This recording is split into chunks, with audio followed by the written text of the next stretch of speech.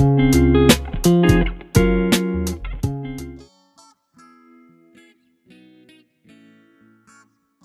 magandang araw, another day, another vlog. May client na naman tayo. Taga Muntinlupa naman to. 2 piso wifi ngayon ang maayusin natin. So itong client natin to, matagal ko ng client to. Nilalapag ng mga piso wifi ito. Maraming piso wifi na nakalapag sa iba't ibang lugar. Ngayon po malalayo itong pupuntahan natin ngayon. Sa Muntinlupa to. Nasa North Caloocan kami, so nasa North Luzon kami ngayon. Tapos pupunta tayo ng South Luzon. Medyo malayo. North to South. Pero okay lang. Ganyan talaga. Nangangailangan ng tulong natin. Siyempre. Sa mga nais magpagawa ng inyong mga piso wifi. May mga problema kayo sa mga piso wifi ninyo. Message nyo lang ako. Sa Facebook account ko. Protect-Traveler. Yan. Dyan nyo kayo message. Kaya naman sa mismong main account ko. Na Bonafide Eagle Kuya Signet Carida. Yan. Message nyo ako dyan. Yan ang aking main account.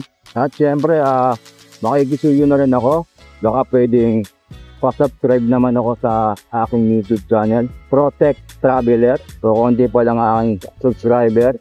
Dahil ako'y bago pa lang sa larangan ng vlogging. Linawin ko lang po, hindi po ako motovlogger. Isa po akong technician traveler. Dahil po dumadayo-dayo po ako kung saan-saan para po mag-repair at mag-deliver ng aking mga piso wifi, arcade machine, coin changer, internet, charging station, at multi-vendo.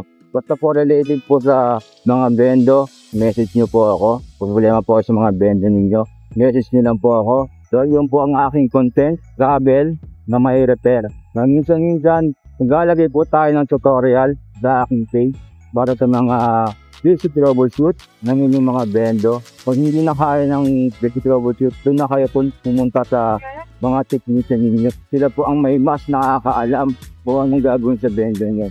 Sabihin nyo lang po kung anong problema ng vendo ninyo. Alam na po nyo yun. Pero po, paminsan-minsan makakita kayo ng vlog na adventure. Dahil po, isa rin po akong adventurous na tao. Dumadayo-dayo po ako sa mga liblib na probinsya. Kaya asahan nyo po, may mga vlog po akong ganun.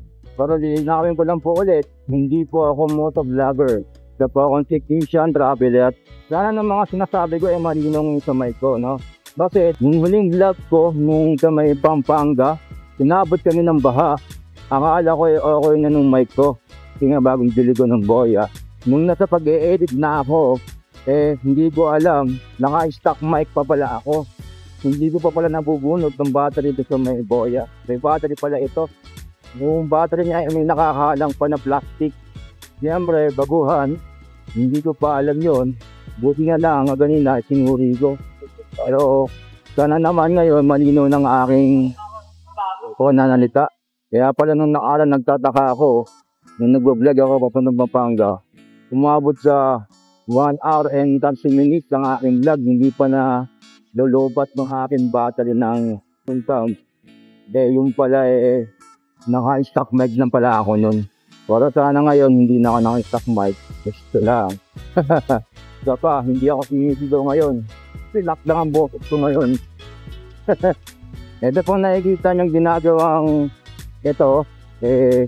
Yan po ay release ng MRT 7. So, mahigit 7 years na ata ito. 8 years na ginagawa. Kasi dito sa Caloocan, 6 years na ako. Ano pa dito sa ito, ginagawa ito. Hanggang ngayon, hindi pa tapos. Kasi nga, nagka-pandemic. Maraming mas puninang mahalaga bagay dito dito. Pero ngayon, pinagpatuloy na ulit. Mahaba ito. MRT 7. From Quezon City, Circle, hanggang ano to, Bulacan. Yung mga kaalwan-alwan na mga taga dito, pag naka-ayos na to, natapos na. So, yun po. Ating nga po tayo ng Muntinlupa. Malapit na ba tayo sa bahay na sir? Ito ang Muntinlupa ngayon. Dito sa Muntinlupa, medyo mag-traffic dito eh. Ginaan na rin natin ng Star Mall dito. Nung nasunod yung Star Mall, inaayos na. Parang biniba lahat. Tapos, gagawa nila ng bagong mall. Dito lang alam. Pero parang gano'n. So, nagsisimula ng traffic. Traffic dito sa Muntinlupa hanggang Bukana ng Laguna. So, andito tayo sa may bahay ni sir. Ito nang gagawin natin. 2 piso wifi. Yung isa mayroon pang charging station. Say, bigyan mo tutong ng 10 piso. Yan siya.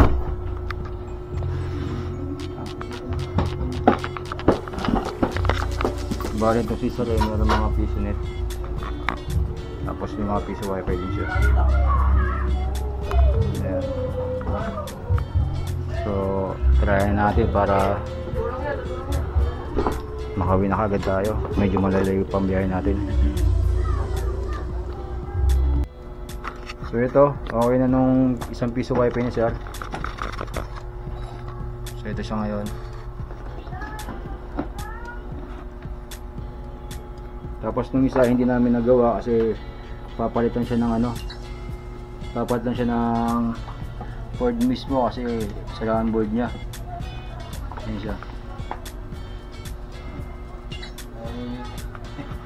Ayan. Kaya mag-inuntot magtalpak eh. Ayan siya ngayon. So ayos na to. Uwi na tayo. Itong isa dalhin namin to. Sabi niya sa dalhin namin para ayusin dun. Tapos iwi namin bilan na lang siya.